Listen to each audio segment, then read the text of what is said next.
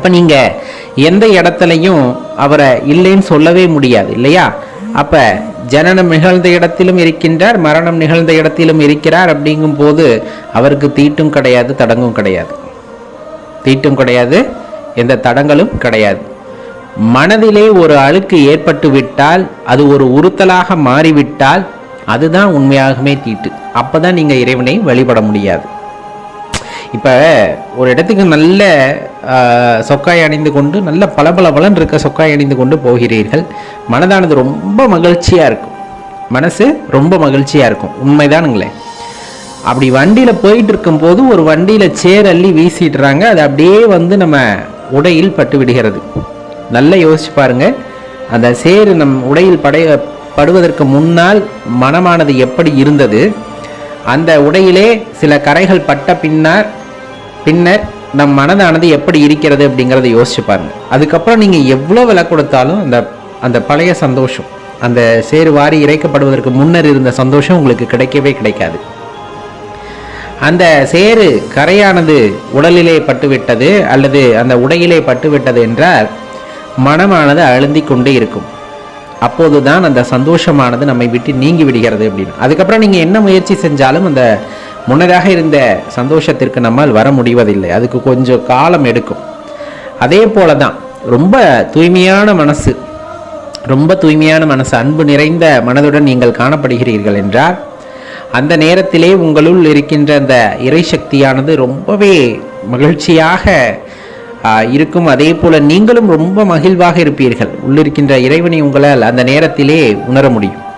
மாறாக அந்த மனதிலே சிறு கரைப்பட்டு விட்டால், ஒரு உறுத்தல் ஏற்பட்டு விட்டால், நமக்கு ஏற்படுகின்ற அந்த என்ன சொல்றது, நிம்மதி இழப்பு அப்படிங்கிறது, ஒரு கஷ்டமான சூழ்நிலை, இது எல்லாமே பார்த்தீங்க அப்படின்னா ஒரு வினோதமான விஷயமாக இருக்கும். வினோதமான விஷயம் என்னன்னா, அந்த இன்பத்தை அதுவரையிலும் அனுபவித்து வந்த மகிழ்ச்சியை நீங்கள் இழக்க ஆரம்பிப்பீர்கள். உதாரணத்திற்கு, உங்கள் மனதிலே பொய் குடிகொள்கிறது. அதுவரையிலும் நீங்கள் யார்ட்டையுமே பொய் சொன்னது இல்லை. எப்போ சிவபெருமானை வழிபட ஆரம்பித்தோமோ அப்போ இருந்து யார்ட்டையுமே பொய் சொல்கிறது இல்லை, புறம் கூறுறது இல்லை, மனதில் வஞ்சனை இல்லை. இந்த மாதிரி நிறைய விஷயங்கள் நம்ம சொல்கின்ற அந்த அழுக்குகள் எல்லாம் எதுவுமே இல்லாமல் மனதானது தூய்மையாக இருக்கிறது. அப்படிங்கும்போது தூய்மையான இடத்தில் தான் இறைவன் இருப்பார். அப்படி குடிக்கொண்டிருக்கிறார் அப்படிங்கும் போது அவ்வளவு மகிழ்ச்சியாக இருப்போம்.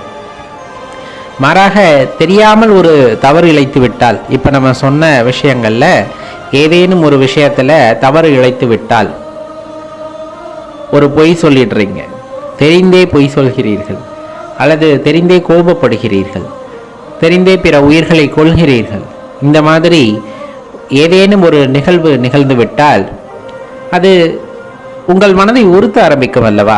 இதனால் வரையிலும் அந்த தவறுகளை, அந்த கரையை உங்கள் மனது வந்து தாங்கி கொள்ளவில்லை, சுத்தமாக இருந்தது. இப்பொழுது புதிதாக ஒரு கரையானது மனதிலே ஏற்படுகிறது அப்படிங்கும் போது கண்டிப்பாக அது ஒரு உறுத்தலை உண்டாக்கிவிடும்.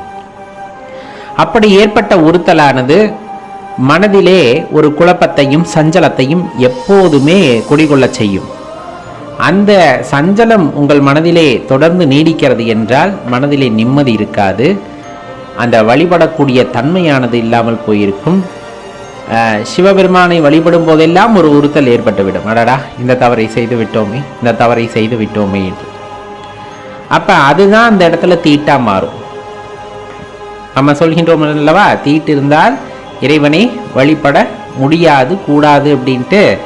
ஏன் கூடாதுன்னு சொல்கிறாங்க? ஒரு பிரயோஜனமும் இருக்காது. மனதிலே இவ்வளவு குறை குற்றங்களை வைத்து கொண்டு அவனிடம் நிம்மதியாக சென்று வழிபட முடியாது, தியானத்தில் ஈடுபட முடியாது.